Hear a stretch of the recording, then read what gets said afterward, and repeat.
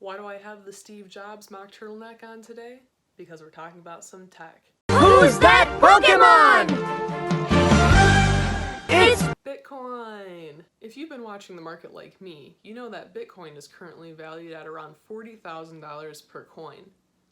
And if you're anything like me, you like to immediately bang your head against the wall after checking the price while reminiscing about what could have been if you weren't such an idiot. But the million-dollar question is, why is Bitcoin, a formerly virtually unknown internet token, valued at the same price as 5,714 Chipotle burritos? Let's find out. So what happened in 2020?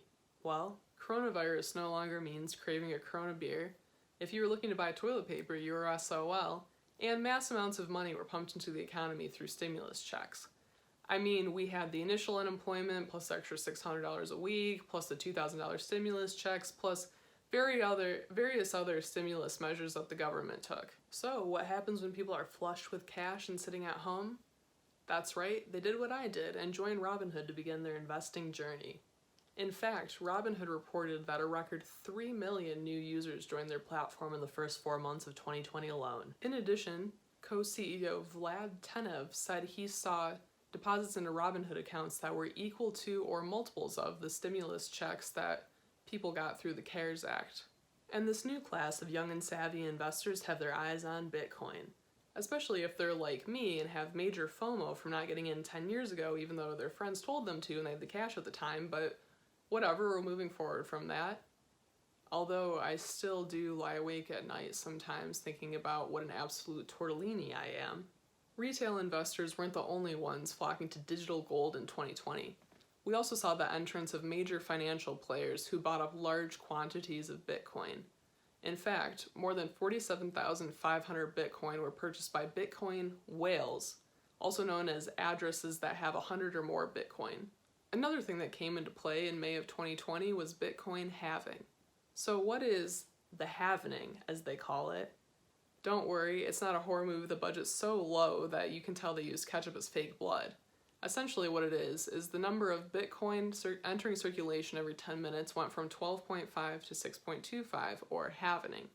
Halvening. Halving. Halving. Halving. The process had happened twice before 2020 and is slated to end in the year 2140. In theory, if the supply is lowered but the demand stays the same, the price will go up. While there's been a lot of debate surrounding what the ominous halvening does to Bitcoin's price, no one can 100% predict what will happen. However, we can look at past halvenings to see what happened then. First, we have the first halvening ever in 2012, which is the year I would have invested in Bitcoin if I had listened to my friends. Anyways, we see that shortly after the halvening, Bitcoin prices began to rise. Neato. Okay, so what happened in 2016 after the second halvening event? First, let me tell you that this event was highly anticipated. This was even more highly anticipated than going out to eat again. This was the Lennox Lewis versus Mike Tyson event of the crypto world. So, as history tells us, one day after the halvening, Bitcoin prices fell 10% to $610 before quickly going back up to where they were before. Essentially, this event was so uneventful at the time that it was called a boring vindication. However, in the year after Bitcoin's second halvening, prices did steadily increase and in December 2017 hit $19,000.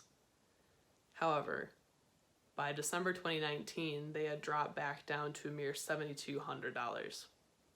Moral of the story here, buying in anticipation of Bitcoin's 2020 halvening could definitely have played a part in Bitcoin's explosive growth last year. So what else happened in 2020? We saw PayPal open a crypto wallet, and we saw the first ever NFL player to be paid in Bitcoin. Well, yes, technically, but not exactly. Carolina Panthers player Russell Okung, who has been a public advocate for Bitcoin, announced that he'd be converting half his salary into Bitcoin. So technically the headlines are true, but basically anyone at any time can convert their salary into Bitcoin and effectively be paid in Bitcoin. However, Russell Okung is not the first or only celebrity to publicly back Bitcoin. From Snoop Dogg to Ashton Kutcher, we have seen numerous celebrities pledge their support. I would argue the most notable being Bill Gates. I mean, you don't become one of the richest people in the world by making stupid moves with your money. Also, a midnight scroll through YouTube will find countless videos about Bitcoin, including videos from big-name financial commentators such as Graham Stephan and Andrew Jick. I would argue that this kind of increased visibility has only strengthened the hype surrounding Bitcoin and other cryptocurrencies. So, in summary, why did Bitcoin increase a whopping 400% from January 2020 to January 2021? Well, in my humble opinion, it boils down to 5 key things. Number 1, stimulus checks and increased free time provided people with the time and money to research and invest.